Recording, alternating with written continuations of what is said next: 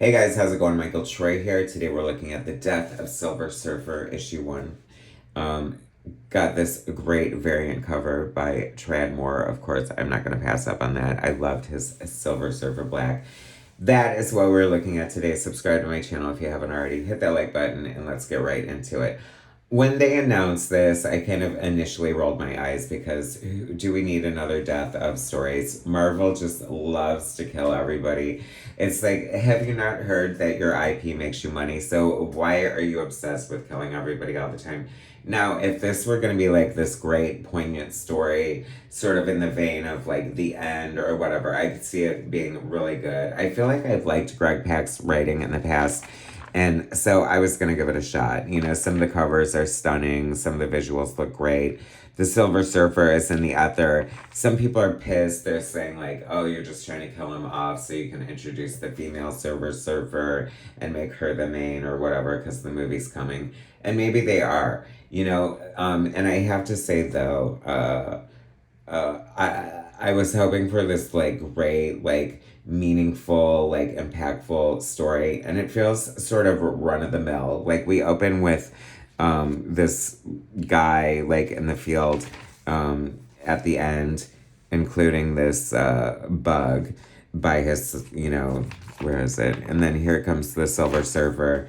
And then I don't know, he brings the guy back to life and then brings back the bug back to life, which I didn't know he had that power.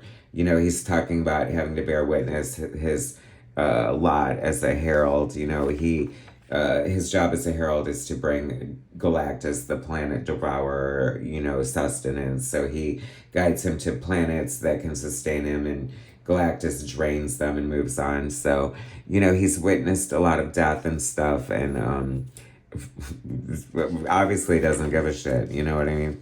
I mean, and he did at one point give up being the Herald, and he did spare Earth. So, but I mean, he's got a lot on his conscience. Let's face it. Kind of like not. The art is good. Like, I feel like they're pushing this sort of painted kind of look because this is echoing what I just reviewed Joe Quesada did in what's that new Marvel Knights Black Panther, but The World to Come, and it's okay. Like it looks pretty, it's fine, but it's not my preferred style. Then we get the introduction of this character who is sent to hunt down the Silver Surfer. And I don't know, we get her mother talking like in Gen Z speak and like giving us like little things that I don't know feel a little too obvious to me. Like I don't know what it's supposed to be doing, but it's annoying me. It's taking me out of the story a little bit when she's like talking about the Riz and being charisma and like these new Gen Z terms that like who cares? Like I feel like it dates stuff so quick. And this character, she's like the eager go-getter giving like huge Mary Sue energy, if I'm being totally honest. So it's in Iowa, randomly under a huge alien bug attack. You know, I don't know. It just feels a little like convenient. And then, of course, she takes care of the alien.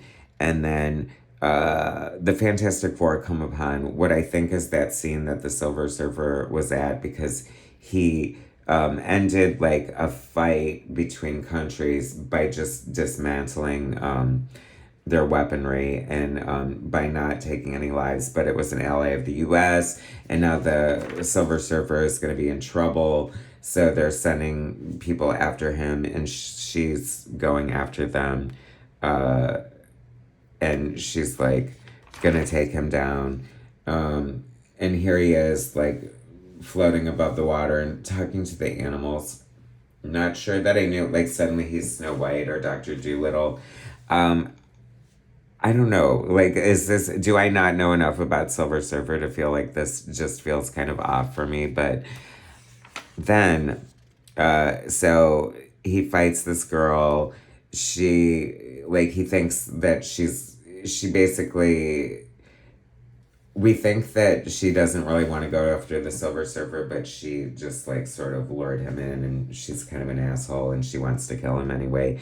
And he saves her life. She winds up in the hospital, and her mom's like, "Oh, he saved her life," and she's like, "Oh, it's it's not an alien." So I feel like there's also some sort of messaging there.